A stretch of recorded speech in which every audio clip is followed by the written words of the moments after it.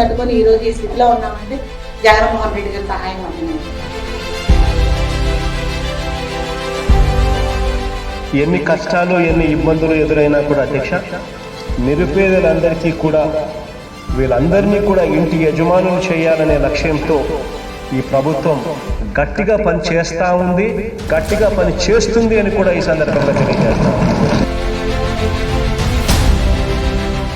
మీ పత్తిపాడులో వచ్చి కూడా 20 సంవత్సరాలు అయింది మేము, కానీ మేము వచ్చిన కాడి నుంచి అద్దెకే ఉన్నాము. మాకైతే ఎవరు కూడా హెల్ప్ చేయలేదు. జగన్మోహన్ రెడ్డి గారు వచ్చిన తర్వాత మాకు అక్క చెల్లెలకి అని చెప్పేసి స్థలాలు ఇచ్చారు, గృహం కట్టుకోవడానికి కూడా హెల్ప్ చేశారు. మేము ఇల్లు కట్టుకొని ఈ రోజు ఈ స్థితిలో ఉన్నామంటే జగన్మోహన్ రెడ్డి గారి సహాయం వల్ల. నేను గతంలో అడ్డుకున్నాను, ఇప్పుడు జగనన్న వచ్చినాక సొంత ఇల్లు వచ్చిందండి. సొంత ఇల్లు కట్టుకున్నాం, బ్రహ్మాండంగా ఉంది. మాకు అన్ని పథకాలు బాగా వస్తాయండి. నా పాప కూడా హ్యాండిక్యాప్ పాప అండి, నెల నెల పింఛన్ ఇంటికి వచ్చిస్తున్నారండి. ఎటువంటి ఇబ్బంది లేదండి. నాకు ప్రతి పథకం, మా బాబు అమ్మఒడి పథకం బాగానే వస్తుంది. చెప్పేదేమోనండి, ఇంతమంది చేసినాక ఎందుకంటే కుల మతాలకు అతీతంగా అందరికీ ఇచ్చారు సమానంగా, ఒకళ్ళు ఎక్కువ తక్కువ లేకుండా. ఏం చిరకాలం గుర్తు పెట్టుకుంటామండి, మేము బతికినంతకాలం ఆయనకే ఓటు.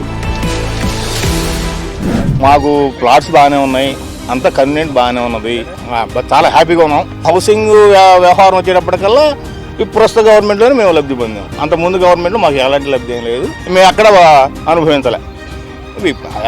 మా మొత్తం వీఆర్ హ్యాపీ, ఫ్యామిలీ హ్యాపీగా ఉన్నాం.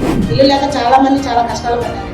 ఇల్లు వల్ల చాలా మంది పేదవాళ్ళు కూడా ఈ రోజు చాలా సంతోషంగా ఉన్నారు. కనీసం అంటే ఇల్లు పూర్తయితే ఒక్కొక్కరి చేతిలో 4 లక్షల నుంచి 10 లక్షల దాకా కనీసం ఒక్కొక్కరి చేతిలో ఆస్తి చేతిలో పెట్టినట్టే అధ్యక్ష. అంత గొప్ప కార్యక్రమం ఈరోజు జరుగుతూ ఉంది అధ్యక్ష.